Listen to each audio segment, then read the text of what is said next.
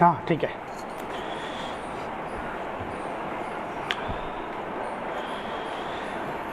Sorry for this inconvenience, बिल्कुल भी net नहीं आ रहा था, सो एक दूसरा ऑप्शन जो है ढूंढा है।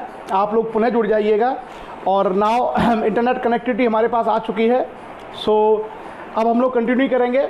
काफ़ी दिक्कत हो रही थी, मैंने तीन फ़ोन से ट्राई किया बट सारे फ़ोन का नेट जो है काम करना बंद कर गया।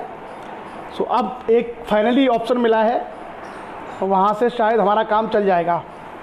सो पुनः आपका स्वागत है, सभी लोग जुड़ जाएं। जो लोग अभी 150 लोग थे, ब्रेक हुआ बीच में 4-5 मिनट में ये कनेक्ट हुआ है। So welcome once again to all of you. और हेमंत राजपूत को मेरा नंबर है, हेमंत आपको ये नंबर मैं आपको पर्सनली मैसेज कर दूंगा, डोंट वरी। सो चलिए, और आज के हम लोग टॉपिक्स की बात कर लें कि हम लोग क्या टॉपिक्स की डिस्कस करें। एक आज के टॉपिक्स हम लोगों के बड़े महत्वपूर्ण हैं और आज हम लोग बात करेंगे जो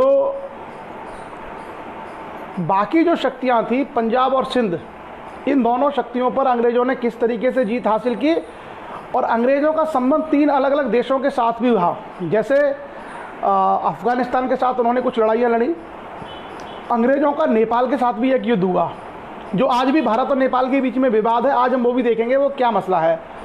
उसके अलावा नेपाल, अंग्रेज़ों का बर्मा, जिसको हम लोग म्यांमार कहते हैं, म्यांमार के साथ भी विवाद हुआ और फाइनली जो है म्यांमार को तो उन्होंने भारत में ही मिला लिया था। जो म्यांमार है, जिसको हम लोग बर्मा कहते थे पहले, उसको भारत में ही मिला लिया था और बड़े लंबे समय तक वो भारत का हिस्सा रहा है म्यांमार।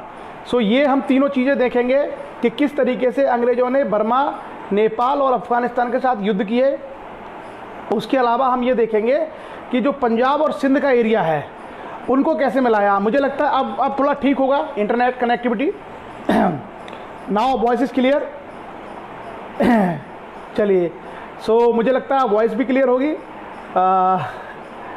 और हाँ, ये क्या हुआ है कि थोड़ा सा जो आंधी और तूफ़ान आए हैं, इसके कारण से इंटरनेट कनेक्टिविटी में थोड़ा सा दिक्कत हुआ है और कनेक्शन भी स्लो हुआ है, प्लस स्पीड भी स्लो हुई है और कहीं कहीं नेट को चलने में भी दिक्कत हुई है। कोई नहीं, कहते ना हर समस्या का कोई ना कोई समाधान होता है। तो आज हम लोग जो चर्चा करने वाले हैं, आज हम लोग चर्चा करेंगे भारत में अंग्रेजी राज्य के दौरान, अंग्रेजी राज्य के दौरान उन्होंने किस तरीके से पंजाब को जीता, किस तरीके से सिंध को जीता, सिंध का और पंजाब का इतिहास क्या था। क्योंकि बाकी भारत वो जीत चुके हैं, केवल दिल्ली का जो मुग़ल बादशाह वो रह गया है। तो मुग़ल बादशाह अपने आप धीरे धीरे कमज़ोर हो रहा है, वो मराठों का अपने आप में एक तरीके से अधीनस्थ होकर रह गया है और बाद में किस तरीके से मुग़लों को हटा करके ये अपनी सत्ता पे अपना अंग्रेज़ कब्जा कर लेंगे। उसके अलावा यदि हम देखें तो हम पाएंगे कि अफ़गानिस्तान तक जो है ये लोग गए अंग्रेज़, वहाँ तक इन्होंने अटैक किए और अफ़गानिस्तान के अलावा अंग्रेज़ जो है म्यांमार और नेपाल, यहाँ पर भी इन लोगों ने अटैक्स किए, इन्होंने हमले किए और इन दोनों देशों के बीच में क्या क्या चीज़ें हुई उसकी हम लोग चर्चा करेंगे। सो पहले चर्चा से पहले मैं आप लोगों को एक दो छोटी छोटी काम की बातें हम लोग थोड़ा डिस्कस कर लें। बहुत सारे लोग जो है सोशल मीडिया पर, मैं सोशल मीडिया पर काफ़ी चीज़ें लिखता रहता हूँ वीडियोज़ के अलावा। जब भी कोई थॉट्स आता है, कोई अच्छा विचार है या समाज की कोई समस्या रहती है तो मैं उस पर लिखता रहता हूँ, संवैधानिक दायरे के अंदर रहते हुए। तो बहुत सारे लोगों को, मतलब 90% से ज़्यादा लोगों को वो बात ठीक लगती है, क्योंकि मैं जितना भी लिखता हूँ उसके पीछे कोई ना कोई या तो रिसर्च होती है या तर्क होता है। ऐसे नहीं कोई चीज़ मैं हवा में लिखता।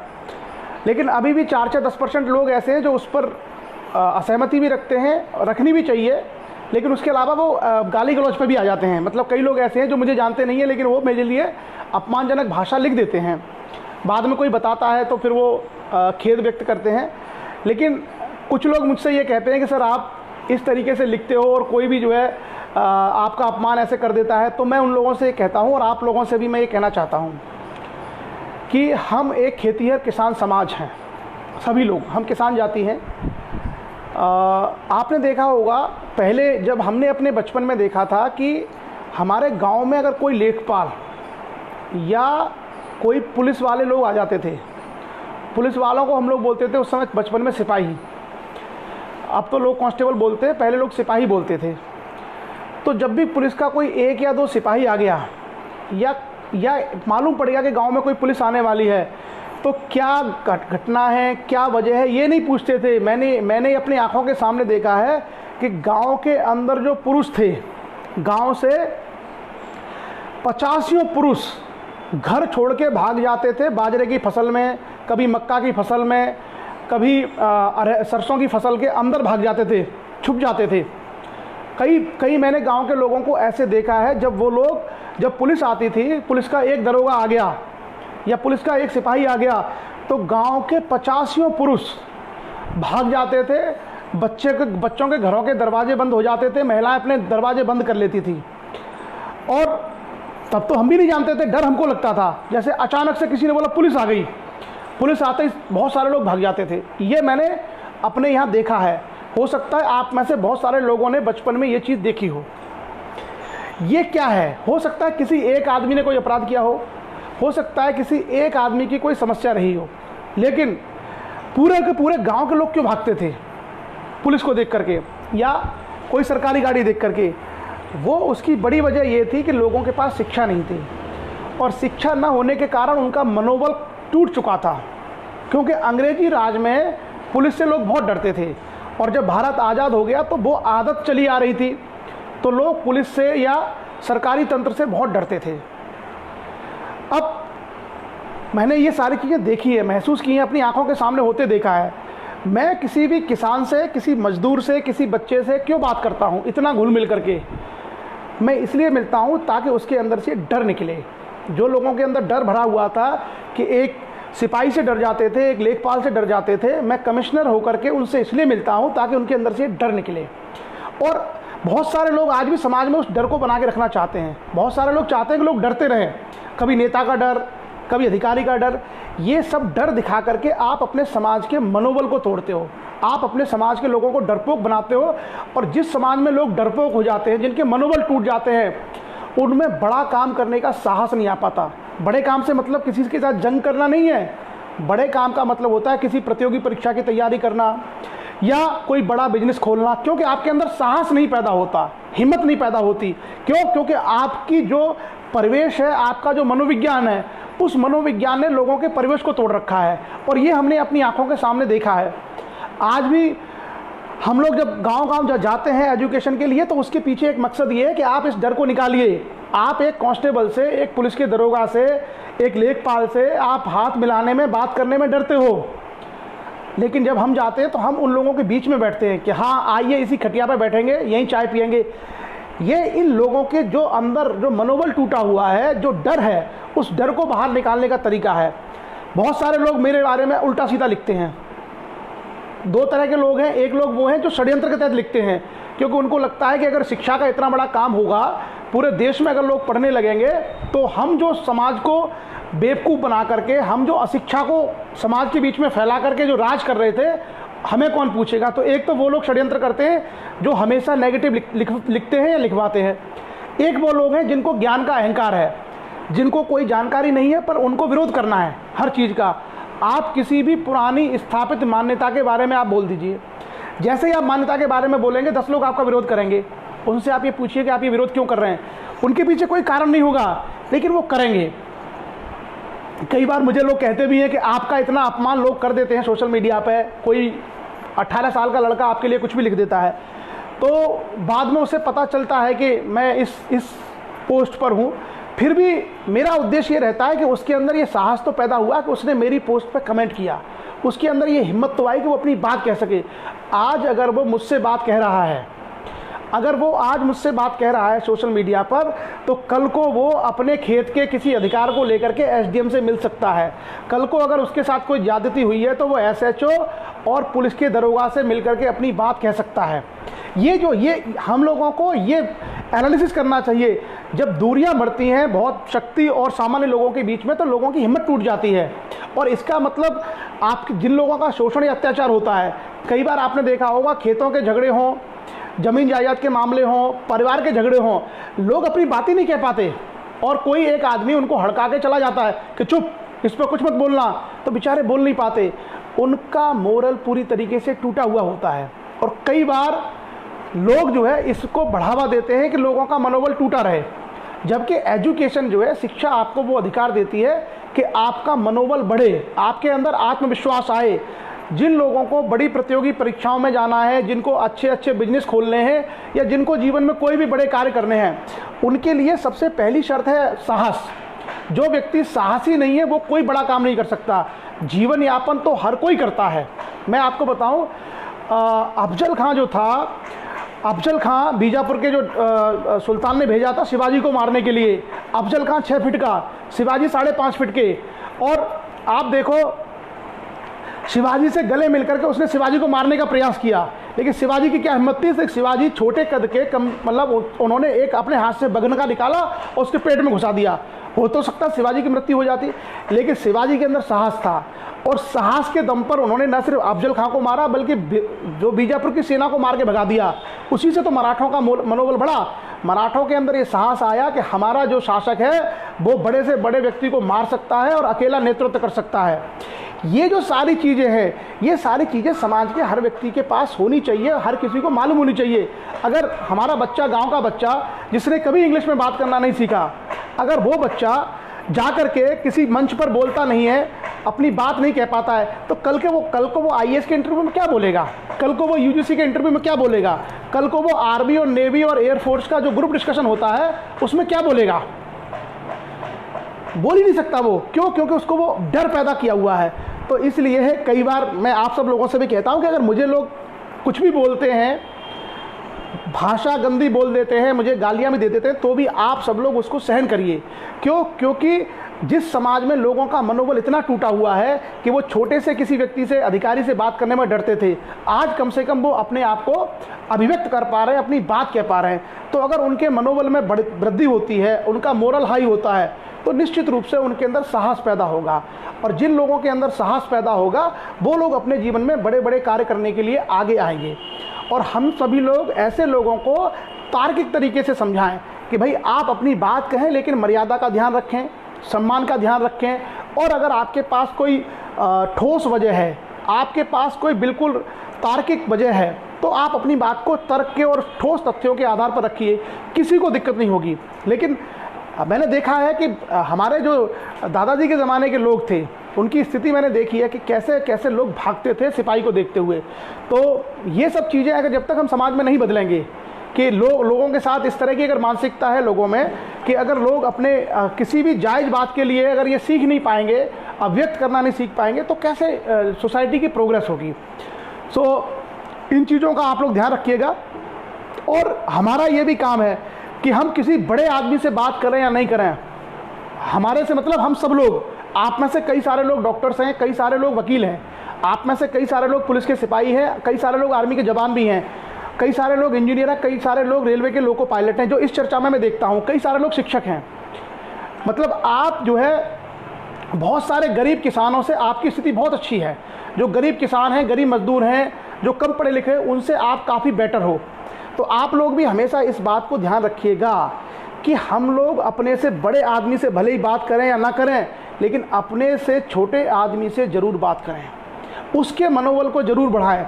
क्योंकि अगर हम लोग किसी को दे सकते हैं, तो जो व्यक्ति हमसे कमज़ोर स्थिति में, हम उसको ऊपर उठा सकते हैं।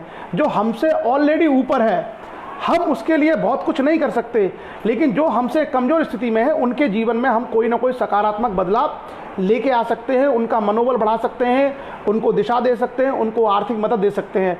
तो कभी भी हम लोगों को ये अभिमान नहीं होना चाहिए कि हम इतने बड़े हो गए और हम जो है किसी छोटे आदमी से मिलेंगे नहीं, या हम छोटे आदमी से बात नहीं करेंगे। सोसाइटी में आपका सबसे बड़ा रोल होता है सोसाइटी के जो लोगों की मनोदशा है, उस मनोदशा को आप कितना पॉजिटिवली चेंज करते हैं।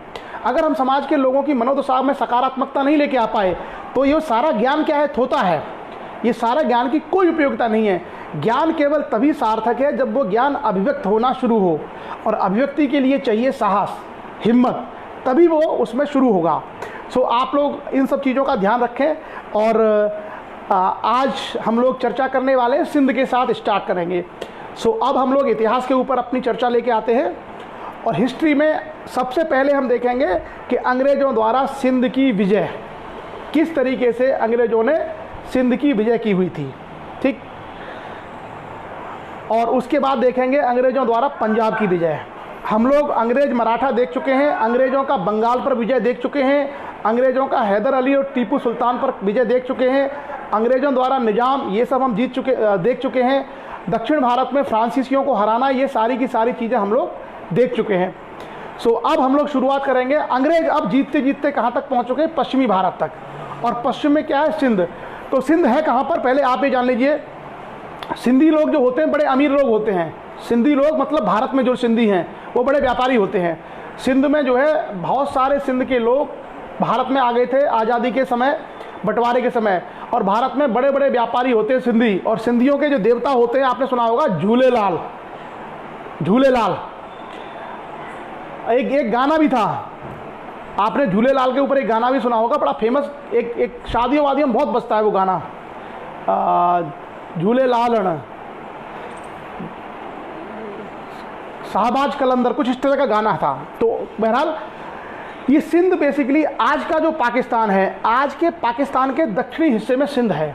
और सिंध जो है प्रांत है वहाँ का एक, जैसे हमारे यहाँ पंजाब या उत्तर प्रदेश है, वैसे ही पाकिस्तान का एक प्रांत है सिंध।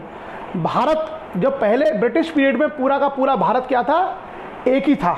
क्लियर? पूरा भारत पहले के पाकिस्तान और भारत जो है मिलाकर के एक ही था। तो सिंध का एरिया अंग्रेज़ों की पकड़ से बाहर था। और उस सिंध को जीतने के लिए अंग्रेज़ क्यों उसको चाहते थे? अच्छा, सिंध में वो सिंध नदी बहती है, सिंध में वही सिंध नदी बहती है जिसके किनारे पर हड़प्पा और मोहनजोदड़ो जैसे जो हड़प्पा सभ्यता थी, जिसको इंडस वैली सिविलाइजेशन कहते हैं, वो भी जो है वही उसी एरिया में डेवलप हुई थी। अब सवाल ये आता है कि सिंध पर वो आक्रमण करना क्यों चाहते थे? तो जैसा आप सब लोग जानते होंगे कि एक तो अंग्रेज साम्राज्यवादी थे। अंग्रेज साम्राज्यवादी का मतलब होता है जो लोग साम्राज्य का विस्तार करना चाहते हैं। अंग्रेज़ों की प्रवृत्ति थी, अंग्रेज़ों की प्रवृत्ति थी साम्राज्य विस्तार करना। इसलिए तो उन्होंने भारत को जीता, इसलिए अंग्रेज़ों ने भारत के बहुत सारे क्षेत्रों को जीता था और पूरी दुनिया में वो जीत रहे थे। तो अंग्रेज़ों का एक मंतव्य था भारत में साम्राज्य को और विस्तृत करना। दूसरा क्या था? सिंध के रास्ते वो अफ़गानिस्तान तक जा सकते थे। तो उनकी जो महत्वाकांक्षा थी अंग्रेज़ों की महत्वाकांक्षा में ये भी शामिल था कि किस तरीके से हम अफ़गानिस्तान तक पहुँचें। और अफ़गानिस्तान तक जाने के पीछे मंशा उनकी ये थी कि अफ़गानिस्तान, इंग्लैंड जो अंग्रेज़ थे, अंग्रेज़ और रूस, इन दोनों के बीच में एक बफर स्टेट था। उसकी चर्चा हम लोग आगे करेंगे अफ़गानिस्तान वाले पार्ट में। क्या बफर स्टेट होता है मैं एक बार आपको यहाँ बता दूँ, फिर आपको बाद में बताऊँगा। बफर स्टेट, बफर राज्य उस राज्य को कहते हैं जो दो महाशक्तियों के बीच में होता है। जैसे एक तरफ एक महाशक्ति है, उसके बीच में कोई देश है और उसके उधर कोई देश है, तो उसको हम लोग कहते हैं बफर राज्य या बफर स्टेट।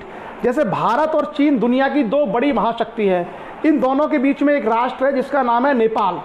तो नेपाल, भारत और चीन के बीच में क्या है? एक बफर स्टेट है। आप लोग इस टर्म को याद रखना, ये बेसिकली मिलिट्री साइंस का टर्म है, बफर स्टेट, मिलिट्री साइंस या इंटरनेशनल पॉलिटिक्स।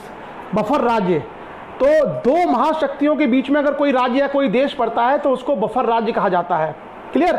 सो आप लोग इसको याद रखिएगा। नेपाल आज के समय में भारत और चीन के बीच में एक बफर राज्य के रूप में है। तो अब हम लोग बात करेंगे सिंध की। तो सबसे पहले सिंध पर क्या था? 18वीं सदी में सिंध पर कल्लौरा सरदारों का राज्य था। ये जो कल्लौरा वर्ड है, आप सिर्फ इसको याद रखना, 18वीं शताब्दी में, 18वीं शताब्दी का मतलब होता है 1700 से लेकर 1800 के बीच का समय। जैसे अभी कौन सी शताब्दी चल रही है? अभी शताब्दी चल रही है 21वीं। तो 21वीं शताब्दी चलेगी 2000 से लेकर के 2100 के बीच तक। 2000 से लेकर 2100 के बीच तक होगी, इसको क्या बोलेंगे हम? 21वीं शताब्दी। तो जो 18वीं शताब्दी थी, 18वीं शताब्दी में सिंध के ऊपर जो लोग शासन करते थे उनका नाम था कल्लौरा सरदार। तो ये कल्लौरा शब्द आप याद रखिएगा, बाकी आपको बहुत याद रखने की आवश्यकता नहीं है। मैं कुछ फैक्ट हैं जो आपको बता देता हूँ सिंध के बारे में, और फैक्ट जानना इसलिए ज़रूरी है क्योंकि ये चर्चा हम लोग बार बार नहीं करेंगे।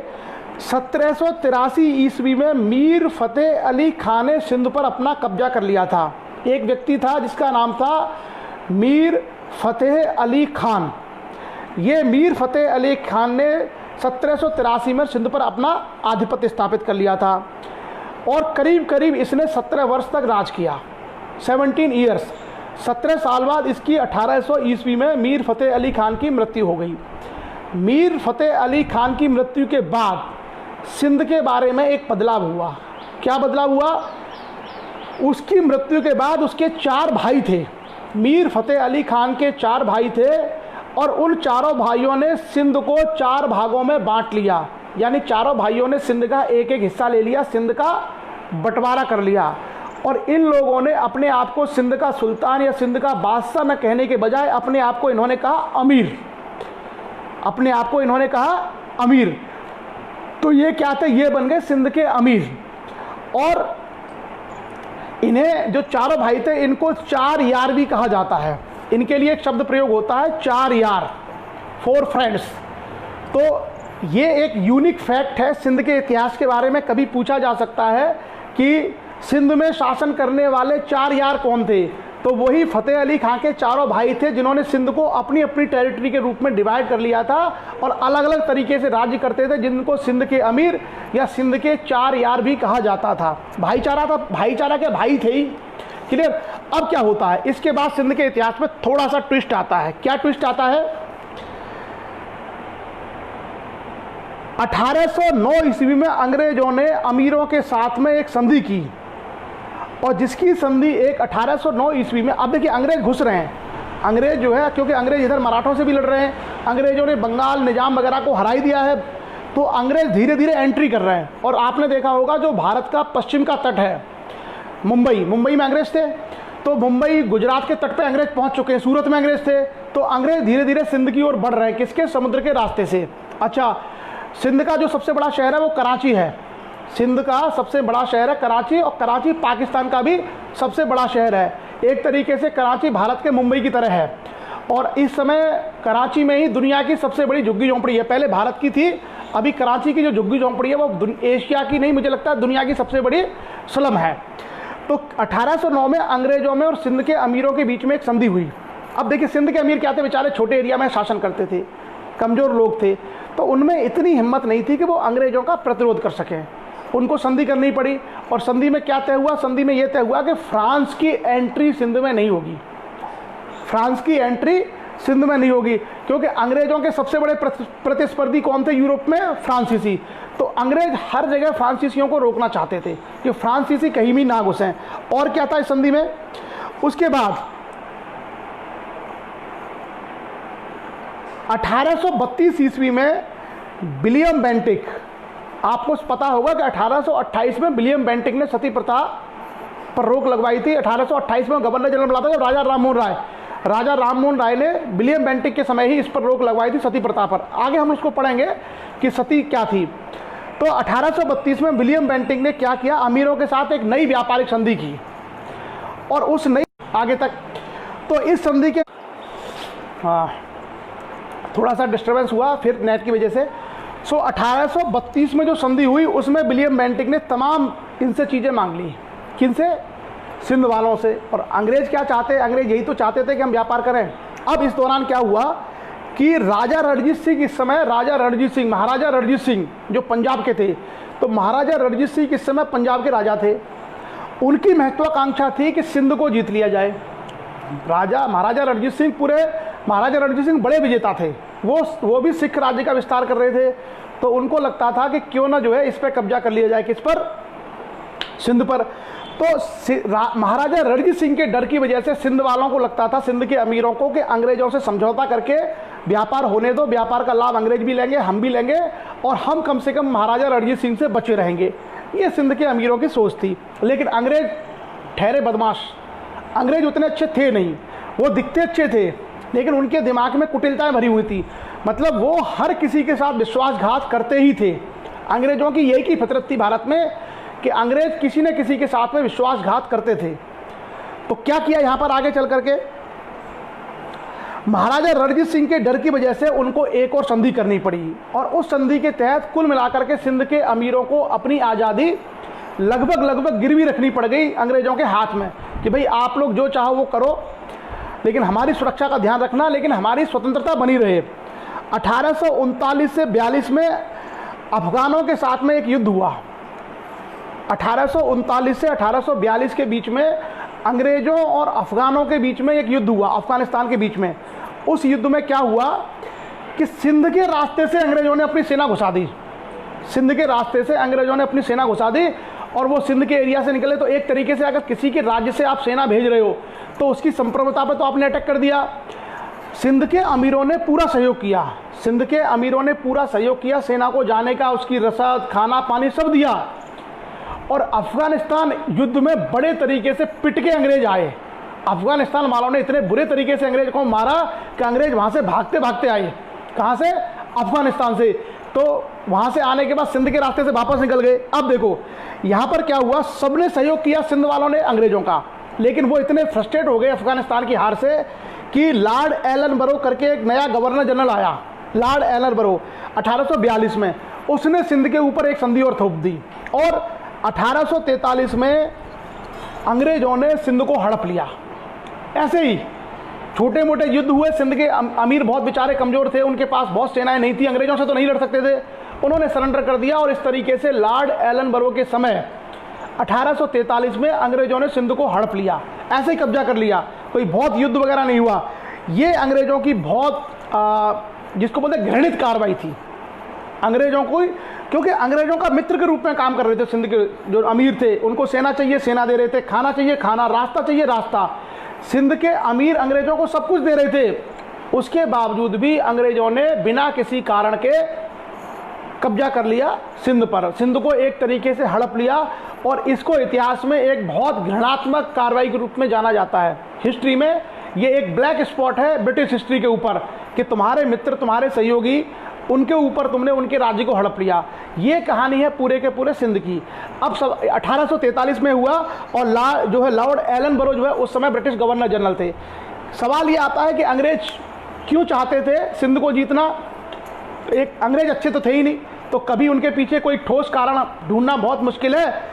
साम्राज्यवादी थे वो लोग, और साम्राज्यवादी होने के कारण वो हर किसी को हरा के जीतना चाहते थे, वो उनका प्राइम मोटो था।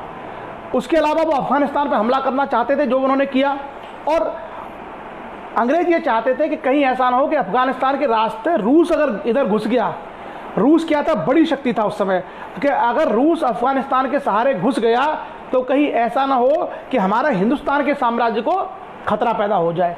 तो ये कहानी है हमारे सिंध की, सिंध के इतिहास की। तो मुझे लगता है जितने फैक्ट की मैंने आपसे चर्चा की है, 1843 में सिंध का विलय, ये आप याद रखिएगा, कल्लौरा सरदार याद रखिएगा, सिंध के अमीर आप याद रखिएगा। इतने 4-5 फैक्ट की अगर आप जानकारी रखते हैं तो उतने में हमारा काम चल जाएगा। कभी भी अगर सवाल आता है सिंध से, और सिंध के लोग सिंधी कहलाते थे, दोनों धर्मों के, हिंदू भी और मुस्लिम भी, दोनों धर्मों के लोग वहाँ रहते थे। आज़ादी के समय पार्टीशन जब हुआ था भारत का, तो बहुत सारे सिंध के अमीर हिंदुस्तान में आ गए। गुजरात साइड में आपको बहुत मिलेंगे। और झूलेलाल की जयंती जो सुना होगा अपने, झूलेलाल सिंधियों के बड़े प्रमुख देवता। और सिंधी जो है बेसिकली कॉमर्शियल कॉम है, वो व्यापार करते हैं वो लोग, इसलिए सिंधी बहुत पैसे वाले होते हैं। क्लियर?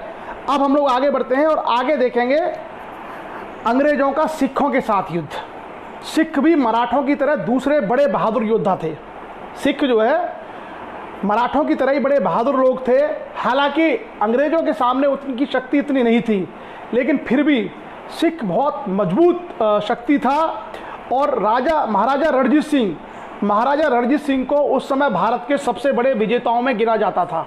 महाराजा रणजीत सिंह जो थे उनको भारत के सबसे बड़े विजेताओं में शामिल किया जाता था। अब हम लोग सिख इतिहास के बारे में देखेंगे, और सिख हिस्ट्री के बारे में चर्चा करने से पहले मैं आपको बता दूं सिखों के इतिहास को। सिखों का इतिहास क्या है? सिखों का इतिहास है गुरु नानक से शुरू होता है, जिसकी हम लोग पहले चर्चा कर चुके हैं। सिख गुरु के बारे में हमने चर्चा की थी। हमने यह भी चर्चा की थी कि सिखों के जो अंतिम गुरु थे उनका नाम था गुरु गोविंद सिंह। और गुरु गोविंद सिंह के बाद सिखों में गुरु की परंपरा को समाप्त कर दिया गया, और ये कहा गया जो गुरु वाणी है यानी गुरु ग्रंथ साहिब है यही गुरु है। और बाकी उन्होंने एक खालसा की स्थापना कर दी। किसकी? खालसा। और खालसा क्या था? खालसा बेसिकली एक तरीके से जो योद्धा थे उनका ग्रुप था। सिख धर्म की रक्षा के लिए लड़ने वाले लोगों को खालसा पंथ की उन्होंने स्थापना की गुरु गोविंद सिंह ने। उसी में से एक व्यक्ति आपने देखा होगा कि गुरु गोविंद सिंह की मृत्यु के बाद संघर्ष को जारी रखता है, जिसका नाम था बंदा बहादुर। और बंदा बहादुर को मुगल बादशाह फर्रुखसियर पकड़वा के मरवा देता है। उसके बाद सिख अलग अलग टुकड़ों में बिखर गए, लेकिन सिख राज्य का सपना नहीं टूटा और सिखों ने एकता का प्रयास नहीं छोड़ा। 1750 के आसपास सिखों ने फिर से अपने आप को यूनाइटेड करना शुरू किया और इस बार जो सिख संगठित हुए वहाँ पर उन्होंने एक काम किया, 12 मिसलों के अंदर सिख जो है संगठित हुए। 12 उन्होंने ग्रुप बनाए अलग अलग, सिखों ने 12 अलग अलग ग्रुप बनाए और 12 अलग अलग समूहों के रूप में वो इकट्ठा हुए, जिनको कहा जाता है मिसल। मिसल आप याद रखिएगा, जैसे उसमें थी सकुर-चुकिया मिसल, अहलूवालिया, कई बार आपने सुना होगा ना मोंटेक सिंह अहलूवालिया, तो एक अहलूवालिया मिसल थी। इसी तरीके से सिखों की 12 मिसल थी, उन्हीं 12 मिसलों के अलग अलग प्रधान हुआ करते थे। उन 12 मिसलों के अलग अलग प्रधान हुआ करते थे। उन्हीं में से जो सकुर-चुकिया मिसल थी उसके प्रधान थे महासिंह, और महासिंह के बेटे थे रणजीत सिंह। रणजीत सिंह का जन्म 1780 ईस्वी में हुआ था। रणजीत सिंह का जन्म 1780 में हुआ था और रणजीत सिंह पढ़े लिखे नहीं थे, रणजीत सिंह शिक्षित भी नहीं थे, पढ़ाई लिखाई उन्होंने नहीं की थी। और उसी सकुर-चुकिया मिसल के रणजीत सिंह आगे चल करके 18 साल की उम्र में 1798 में पंजाब के शासक बन जाते हैं। तो आपको समझ में आ रहा कितना साहसी व्यक्ति रहा होगा। एक ऐसा राज्य जहाँ पर सिख राज्य नहीं है, एक ऐसा राज्य जहाँ पर उनका राज्य भी नहीं था, लेकिन 12 मिसलों के बीच में ऐसे निकल करके एक लड़का 18 साल की उम्र में पंजाब का शासक बनता है। तो कभी कभी मैं आप लोगों को फेसबुक पर छोटे छोटे एग्जाम्पल लिखता हूँ ना कि आप जो है उम्र के पीछे मत पड़िए, साहस पैदा करिए, करेज। जिनमें साहस होता है, जिनमें हिम्मत होती है, वही इतिहास रचते हैं। 18 साल की उम्र में जहाँ पर कोई राज्य नहीं था, वहाँ पर एक लड़का एक नए राज्य की स्थापना कर देता है। तो पुराने लोगों के अंदर होती है नए युवाओं के मनोबल को तोड़ने वाली। ऐसे काम नहीं करने चाहिए। किसी के अंदर अगर साहस और हिम्मत है तो कम उम्र में ही लोग इतिहास लिखते हैं। सिकंदर, राजा रणजीत सिंह, आप सरदार भगत सिंह, बहुत सारे लोगों को आप देख सकते हैं। तो उम्र नहीं, हिम्मत मायने रखती है। जिसके अंदर साहस होगा वो बड़े काम करेगा, जिसके अंदर साहस नहीं होगा वो सामान्य व्यक्ति की तरह अपना जीवन यापन करके चला जाएगा। ये फ़र्क होता है साहसी आदमी का। और साहस व्यक्ति की सबसे बड़ी पूंजी है। किसी भी व्यक्ति के अंदर सबसे ज़्यादा चीज़ अगर होनी चाहिए तो करेज होना चाहिए कुछ भी काम को करने का। सो आगे हम लोग चलते हैं। 1880 में इनका जन्म हुआ और आगे चल करके ये शासक बने 1898 में। और ये भी बड़े विजेता थे। इन्होंने अपनी सेना को ट्रेन किया और बेसिकली फ्रांसीसियों से इन्होंने ट्रेनिंग दिलवाई। अपनी सेना की ट्रेनिंग इन्होंने दिलवाई फ्रांसीसियों से। इसलिए भारत में सबसे मजबूत सेना राजा रणजीत सिंह की थी। कुछ इतिहासकारों ने ये लिखा है कि महाराजा रणजीत सिंह की सेना एशिया की सबसे मजबूत सेना थी, क्योंकि वेल डिसिप्लिन थी। उनके पास सारे तोप और राइफल, बंदूक सब रखते थे। तो महाराजा रणजीत सिंह ने अपनी सेना को अत्याधुनिक में बनाया, एकदम मॉडर्न सेना बनाया और उस सेना को उन्होंने बाकायदा ट्रेंड किया। उनकी सेना को ट्रेंड करने वाले लोग थे फ्रांसीसी। तो आपको पता है कि दुनिया में सबसे ज़्यादा आर्मी स्ट्रॉन्ग थी फ्रांस की, और नेवी जो जल सेना है जो वो अंग्रेजों की सबसे मजबूत थी। तो उनकी जो आर्मी थी फ्रांस की, उसी फ्रांस के आर्मी के सीनियर अधिकारियों के माध्यम से राजा रणजीत सिंह ने अपनी सेना को ट्रेन करवाया था। तो उनके दुस्साहसी लोग थे। पंजाब में उन्होंने अपने राज्य की स्थापना की और धीरे धीरे उन्होंने पंजाब में पेशावर को जीता, मुल्तान को जीता, पूरा पंजाब बेसिकली क्या है, पंजाब के बारे में आप लोगों को ये लगता होगा कि पंजाब वही है जिसमें अमृतसर है, जिसमें जलंधर है, जिसमें पठानकोट है, जिसमें आपका ये चंडीगढ़ से ऊपर का जो एरिया है वो पंजाब है। ऐसा नहीं है। पंजाब बेसिकली दो राज्य हैं। एक पंजाब भारत में है, एक पंजाब पाकिस्तान में है। एक पंजाब भारत में है, एक पंजाब पाकिस्तान में है। जब भारत का बंटवारा हुआ था तो दो राज्यों का भी बंटवारा हुआ था। एक राज्य था पंजाब जिसका बंटवारा हुआ था और एक राज्य था बंगाल। तो पंजाब का जो भाग है, वो जो पूर्वी वाला भाग है पंजाब का, वो भारत के पास है, और जो पश्चिमी वाला भाग है वो पाकिस्तान के पास है। पाकिस्तान में भी उसका नाम पंजाब है, भारत में भी उसका नाम पंजाब है। और पंजाब नाम क्यों है? जहाँ से 5 नदियाँ गुजरती हैं। पंजाब, पंजाब का मतलब है 5 नदियों का क्षेत्र, जिसकी चर्चा हम लोग कर चुके हैं। क्लियर। आगे चल करके जो पंजाब से उन्होंने अपने राज्य को बढ़ाया, और पंजाब से ले जा करके वो अपने राज्य को कहाँ तक ले गए? कश्मीर तक। कश्मीर, मुल्तान, लाहौर, पेशावर, ये सारा एरिया उन्होंने जीत लिया। और महाराजा रणजीत सिंह ने 12 अप्रैल 1800 में महाराजा की उपाधि धारण की। और इन्होंने अपनी जो राजधानी है, महाराजा रणजीत सिंह की राजधानी कहाँ पे थी? लाहौर। क्योंकि पहले पंजाब एक ही था, सो महाराजा रणजीत सिंह की राजधानी लाहौर थी। याद रखिएगा, महाराजा रणजीत सिंह की राजधानी कहाँ थी? लाहौर। और जो बंगाल था, उसकी हिस्ट्री में भी मैं आपको थोड़ा सा चर्चा कर दूं। जो बंगाल था, बेसिकली बंगाल को भी 2 भागों में बांटा गया भारत जब आज़ाद हुआ। एक हिस्सा जो पूर्वी बंगाल था वो मिला बांग्लादेश को, पूर्वी बंगाल मिला बांग्लादेश को, और जो बंगाल का पश्चिम का हिस्सा था, जिसको पश्चिम बंगाल कहते हैं, वो मिला भारत को। तो इसलिए आज भी उसका नाम पश्चिमी बंगाल है। जो भारत की तरफ जो बंगाल का हिस्सा है, उसका नाम पश्चिमी बंगाल इसलिए क्योंकि वो बंगाल का पश्चिमी हिस्सा है। तो आप लोग याद रखना कि पश्चिमी बंगाल और पंजाब क्या है। क्लियर। सो ये बंटवारे के समय 2 राज्यों को बांटा गया था। बाकी राज्य पूरे के पूरे या तो उधर चले गए थे या तो इधर आ गए थे। जैसे गुजरात पूरा इधर आ गया था, सिंध पूरा पाकिस्तान में चला गया था। क्लियर। सो अब उसके बाद क्या हुआ कि महाराजा रणजीत सिंह ने अपना पूरा राज्य कायम कर लिया। इनके सब संघर्ष होते रहे, बहुत सारे, इवन अफगानियों से भी संघर्ष हुए इनके, और वहाँ पर जो उस एरिया में जो शक्तियाँ राज करती थी उन सबसे संघर्ष हुए। एक मैं आपको कहानी बता दूँ महाराजा रणजीत सिंह की। महाराजा रणजीत सिंह को एक आपको याद होगा, जब हमने अहमद शाह अब्दाली की बात की, नादिर शाह की जब बात की थी, 1739 ईस्वी में नादिर शाह ने भारत पर आक्रमण किया था। और भारत पर आक्रमण करके नादिर शाह ने लूटपाट की दिल्ली में भयंकर तरीके से, और लूटपाट करके नादिर शाह चला गया वापस अफगानिस्तान। लेकिन वो शाहजहां का जो सिंहासन था, शाहजहां के सिंहासन का नाम था तख्त-ए-ताऊस। शाहजहां जिस सिंहासन पर बैठता था, उसमें जो सिंहासन था उसका नाम था तख्त-ए-ताऊस। और उस तख्त-ए-ताऊस में क्या जड़ा हुआ था? कोहिनूर, जो गोलकुंडा की खानों में निकला था, और वहाँ से मुगल उसको लेके आए थे। क्लियर।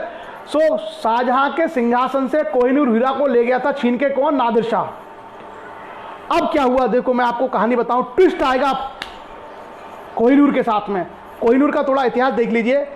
तो कोहिनूर का क्या हुआ कि कोहिनूर हीरा अफगानिस्तान ले गए, तो अफगानिस्तान के शासकों के पास वो रहता था। अब क्या हुआ कि अफगानिस्तान के एक शासक था शाह शुजा को वहाँ के लोगों ने मार के भगा दिया, और वो छुपा घूमता था पंजाब में, कश्मीर में भागा घूम रहा था। उसकी एक पत्नी थी जिसका नाम था बफा बेगम। वो बेसिकली वहाँ पे शासन कर रही थी, लेकिन उसका जो पति था वो इधर कैद में था, शाह शुजा। तो महाराजा रणजीत सिंह जो है बहुत मजबूत हो गए थे। महाराजा रणजीत सिंह जो है, उन्होंने कई सारे राज्य जीत लिए थे, कई सारे क्षेत्र। तो बफा बेगम ने महाराजा रणजीत सिंह से रिक्वेस्ट किया कि आप एक काम करो, आप मेरे पति को जो है छुड़वा के दे दो, तो मैं आपको कोहिनूर हीरा दे दूंगी।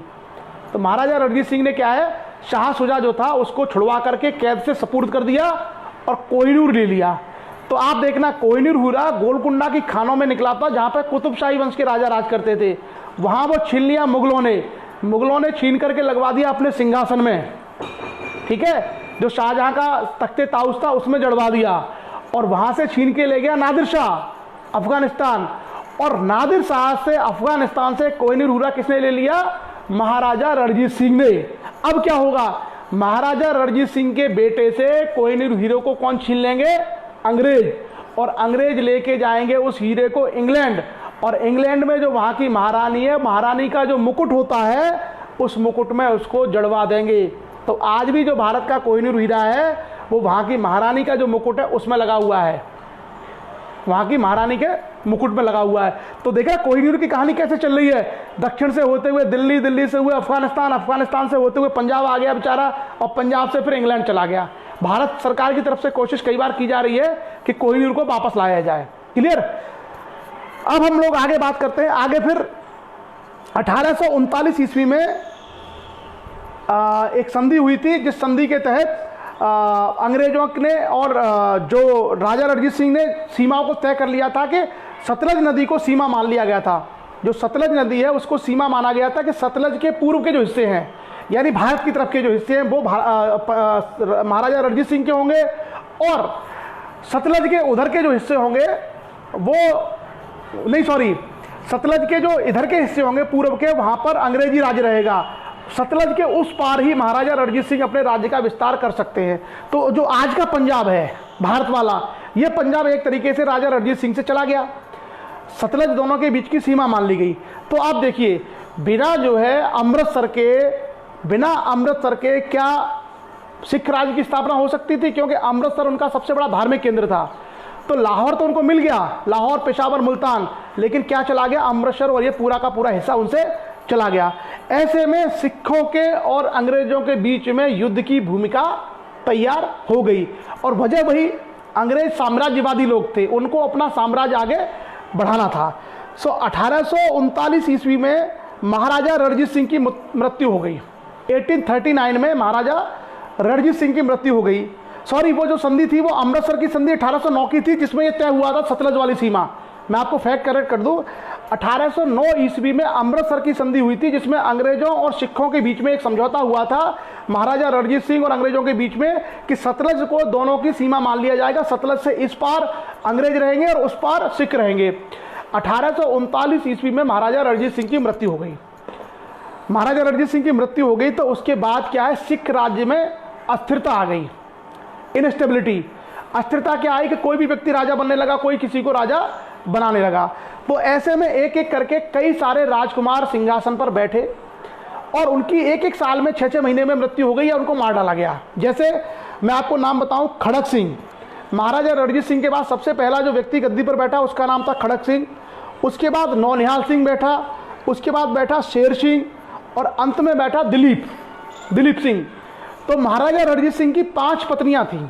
महाराजा रणजीत सिंह की 5 पत्नियां थीं। उनमें से जो उनकी सबसे छोटी पत्नी थी उसका नाम था रानी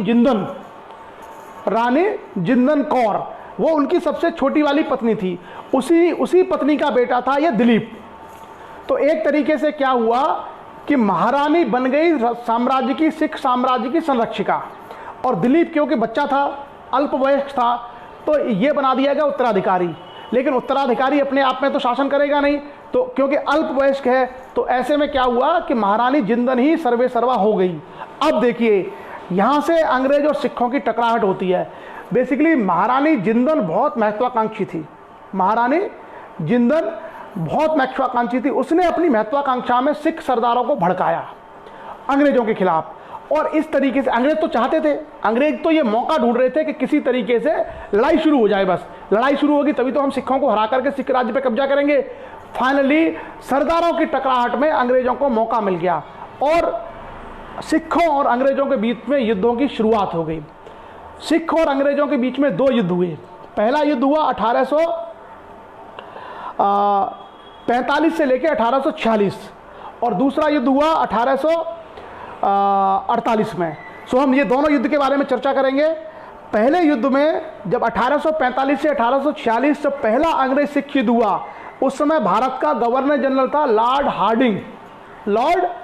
हार्डिंग भारत का गवर्नर जनरल था। उसी समय 1845 में पहला सिख युद्ध शुरू हुआ, और उसकी महत्वाकांक्षा की थी, महारानी जिंदन की महत्वाकांक्षा अपने सरदारों को मरवाने की या भिड़वाने की, और अंग्रेजों को साम्राज्य विस्तार करने की।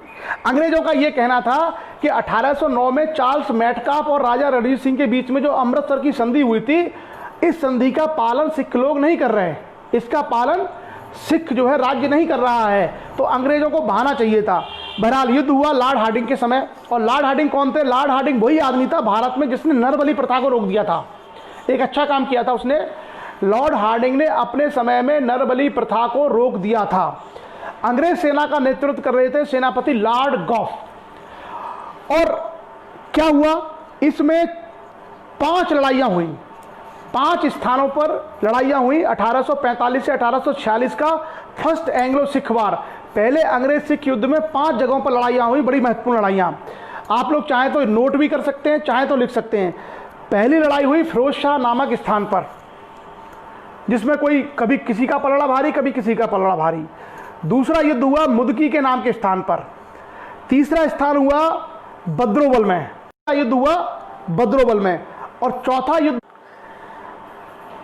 फिर से रिपीट कर देते हैं। तो अंग्रेज सेना का नेतृत्व किया था लॉर्ड गफ ने, और भारत का गवर्नर जनरल था लॉर्ड हार्डिंग। ये याद रखिएगा। 4 बड़ी लड़ाइयाँ हुई पहली लड़ाई फिरोज शाह में, दूसरी लड़ाई मुदकी में, तीसरी लड़ाई बद्रोबल में, और चौथी लड़ाई अलीबाल में। और पहले सिख युद्ध का जो 5वीं लड़ाई थी वो बड़ी निर्णायक थी। 5वीं जो लड़ाई थी वो बहुत निर्णायक थी। वो लड़ाई थी जिसको हम लोग कहते हैं सबराव का युद्ध। इस सबराव के युद्ध में अंग्रेजों ने सिखों को बुरी तरीके से हरा दिया। एक तरीके से 1846 में अंग्रेजों ने सबराव के युद्ध में बहुत बुरी तरीके से सिखों को हरा दिया अंग्रेजों ने, और एक तरीके से भारत में निर्णायक बढ़त सिखों के मामले में अंग्रेजों को मिल गई। और सिख जब हार गए तो सिखों को मजबूरी में क्या करना पड़ा, समझौता करना पड़ा। और उसी में एक संधि हुई जिसको हम लोग बोलते हैं लाहौर की संधि 1846। लाहौर में एक संधि हुई दोनों के बीच में, अंग्रेजों के और सिखों के बीच में, जिसको हम लोग लाहौर की संधि कहते हैं। क्या हुआ इस संधि में? इस संधि में यह कहा गया कि सतलज के बाएं हिस्से अब पूरी तरीके से अंग्रेजों के हो चुके हैं। अब कोई मतलब नहीं है, सतलज नदी के बायां हिस्सा जो है किसका रहेगा, अंग्रेजों का होगा, और सतलज का जो दायां हिस्सा है वो सिखों का होगा। 1.5 करोड़ रुपए का हर्जाना, 1.5 करोड़ रुपीज का हर्जाना देना पड़ा सिखों को अंग्रेजों को। और क्या करना पड़ा, सिखों से अंग्रेजों ने कश्मीर लेकर के 50 लाख रुपए में राजा गुलाब सिंह को बेच दिया। सिखों को कश्मीर गंवाना पड़ा। तो अंग्रेजों ने क्या किया, सिखों से कश्मीर ले लिया और उसको 50 लाख रुपए में बेच दिया राजा गुलाब सिंह को। ये कश्मीर फिर झगड़े की जड़ बनेगा, आगे देखेंगे। हेनरी लॉरेंस नाम का एक आदमी था, अंग्रेज अधिकारी, उसको ब्रिटिश रेजिडेंट बना दिया गया लाहौर में सिख दरबार में। हेनरी लॉरेंस को सिख दरबार में ब्रिटिश रेजिडेंट बना दिया गया इस संधि के तहत। और क्या हुआ, कश्मीर को 50 लाख रुपए में बेच दिया इन्होंने, किसको, कश्मीर के राजा गुलाब सिंह को। ये राजा जो गुलाब सिंह का ही वंशज था, राजा हरि सिंह, जिसके समय कश्मीर का भारत में विलय हुआ था 1947 में।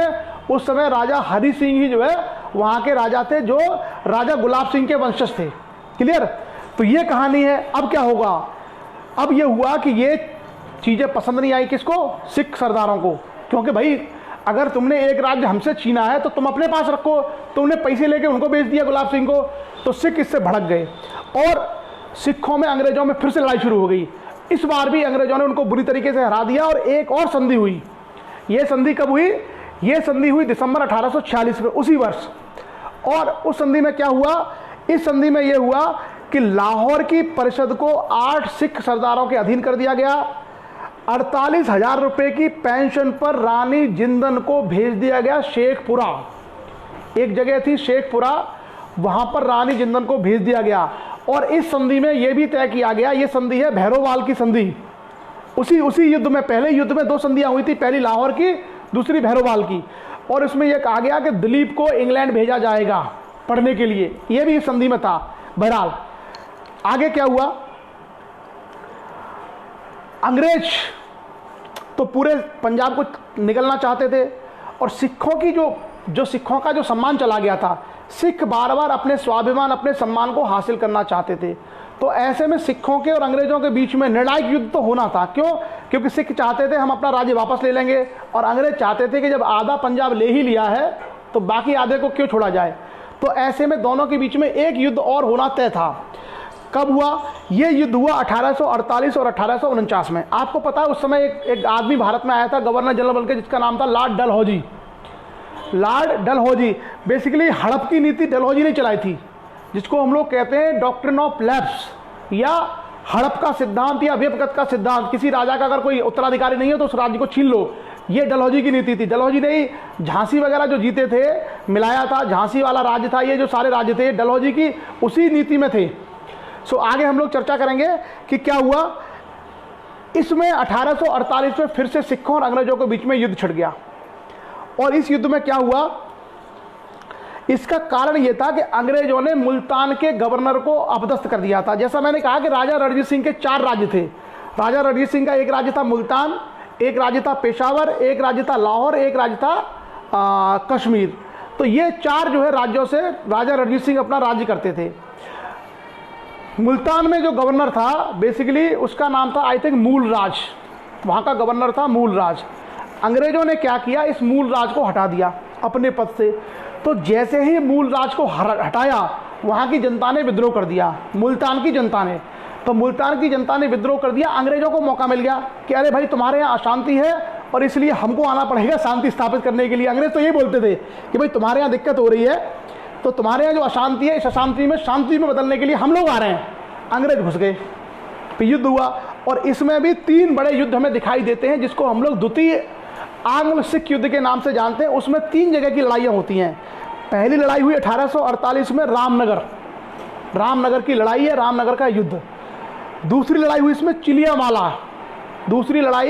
चिलियावाला का युद्ध जनवरी 1849 में। और जो अंतिम लड़ाई है, निर्णायक लड़ाई, वो थी गुजरात का युद्ध जो फरवरी 1849 में हुआ था, जिसको इतिहास में तोपों का युद्ध कहते हैं। तो एक तो आप याद रखना कि इतिहास में किस युद्ध को तोपों का युद्ध कहते हैं। इसका संबंध द्वितीय आंग्ल सिख युद्ध से है, यानी सेकेंड एंग्लो सिख वॉर, उसी में तोपों का युद्ध हुआ था। और जो इसका नाम क्या है, इसका नाम बेसिकली है गुजरात का युद्ध। तो कभी आप लोग कंफ्यूज मत हो जाइएगा, मत ये सोचो कि गुजरात का युद्ध है तो सिखों और अंग्रेजों में क्यों होगा। ये गुजरात का युद्ध जो है सिखों अंग्रेजों में क्यों होगा, क्योंकि ये बेसिकली क्या है, द्वितीय सिख युद्ध का पार्ट है गुजरात का युद्ध। तो हमेशा याद रखना कि गुजरात का युद्ध ऑप्शन अगर कहीं भी आए तो वो अंग्रेज और सिखों की लड़ाई है, न कि अंग्रेज और गुजरातियों की। क्लियर। आगे अब क्या हुआ, इस युद्ध में अंग्रेजों ने बुरी तरीके से हर स्थान पर सिखों को हराया और सिख राज्य को अंग्रेजी साम्राज्य का हिस्सा बना लिया। बनाने से पहले क्या हुआ, इनके बीच में इस युद्ध के बाद अब संधि का तो रास्ता खत्म हो गया, क्योंकि पूरे के पूरे सिख राज्य का विलय अगर अंग्रेजी राज्य में करना है तो संधि का तो ऑप्शन खत्म हो गया। अंग्रेजों ने 2 प्रावधान किए कि जो दिलीप को और उसकी माता जिंदन को भेज दिया इंग्लैंड, और कहा कि दिल्ली वहीं पर रहो, पढ़ो लिखो। और क्या है, कोहिनूर जो हीरा है वो कोहिनूर हीरा यहाँ से ले जा करके भेज दिया ब्रिटिश क्राउन के पास, जो उनके राज मुकुट का एक वो बन गया। और 18 क्लियर। सो ये इसके माध्यम से सिख और अंग्रेज संघर्ष की समाप्ति हो गई और इस तरीके से भारत का जो सिख राज्य है वो भी अंग्रेजों के मातहत यानी अंग्रेजों के अधीन चला गया। अब देखिए, अब लगभग भारत में सभी राज्यों को, बड़े राज्यों को अंग्रेज जीत चुके हैं यहाँ तक। अब जो अंग्रेजों के सामने बचा है, अंग्रेजों के सामने क्या बचा है, अभी जो अंग्रेजों के सामने बचेगी छोटी छोटी शक्तियाँ, जैसे झांसी है, रामगढ़ है आपका, मतलब छोटी छोटी शक्तियाँ उनके सामने बचेंगी, बहुत छोटे छोटे राज्य, और उनको फिर ये अलग अलग तरीके से जीतेंगे। बड़े राज्य ये जीत चुके हैं, राजपूताना के कुछ राज्य बचेंगे, कुछ इस तरह के राज्य बचेंगे, लेकिन जो बड़ी शक्तियाँ हैं भारत की, बड़ी शक्तियों को अंग्रेजों ने अब जीत लिया। बड़ी शक्तियों को अंग्रेज यहाँ तक जीत चुके हैं। तो आज हम लोग नेपाल, म्यांमार और ये नहीं करेंगे। अब नेपाल, म्यांमार और तीसरा है हमारा अफ़गानिस्तान, ये नहीं करेंगे, नहीं तो ओवरलैपिंग हो जाएगी फैक्ट की, क्योंकि हमने बहुत बारीक तरीके से सिंध और पंजाब का इतिहास पढ़ा है। अभी सिंध और पंजाब का, अगर हम लोग अभी अफ़गानिस्तान का इतिहास, नेपाल का और बर्मा का भी इसमें जोड़ते चले जाएं तो आप में से अधिकांश लोग फिर वो भूल जाएंगे, वो ओवरलैप हो जाएगा। तो आज की चर्चा हम लोग केवल यहीं तक रखेंगे। कल हम चर्चा करेंगे इन राज्यों की, जो बाकी जो राज्य हैं कि अफ़गानिस्तान, म्यांमार और इनके साथ में क्या रास्ता अपनाया अफ़गानिस्तान के साथ में अंग्रेज़ों ने, उसकी चर्चा हम लोग कल देखेंगे। अभी जो हम लोग चर्चा की है उस चर्चा में आप लोग याद रखना कि ये ऐसे एरियाज़ होते हैं जिसको आमतौर पे हम लोग पढ़ते नहीं हैं, आमतौर पे कम पढ़ते हैं। इसी कारण से यहाँ से बहुत सारे क्वेश्चन जो है टैकल नहीं हो पाते, बहुत सारे क्वेश्चन लोग हल नहीं कर पाते। जैसे मैंने आज आपको कोहिनूर की कहानी बताई कि कोहिनूर कहाँ से कहाँ चला, बहुत सारे लोगों को नहीं पता होगा, बहुत सारे लोगों को ये नहीं मालूम होगा कि कोहिनूर कहाँ से कहाँ निकला, किसके पास गया, किसके पास गया और कहाँ से कहाँ आखिर में पहुँच गया। तो कई बार हमको बड़ी महत्वपूर्ण जानकारियाँ मिल जाती हैं पढ़ने से, कई सारी इंपॉर्टेंट जानकारियाँ हम लोगों को मिल जाती हैं। सो अब अंग्रेज़ों की भारत जो विजय है ये लगभग हमारी पूरी हो चुकी है, और आगे हम लोग अफगानिस्तान, नेपाल और बर्मा के साथ उनके संबंधों को देखेंगे और साथ ही साथ अब हम लोग अगले फेज की ओर बढ़ेंगे, अगले चरण की ओर बढ़ेंगे, जिसमें हम लोग मुग़ल बादशाह को टैकल करते हुए भारत में ईस्ट इंडिया कंपनी के प्रशासनिक राजनीतिक कार्य, उनके गवर्नर जनरल और भारत में समाज सुधार के आंदोलन, खास करके राजा राममोहन राय इत्यादि की चर्चा करना शुरू करेंगे। तो हमारा प्रयास है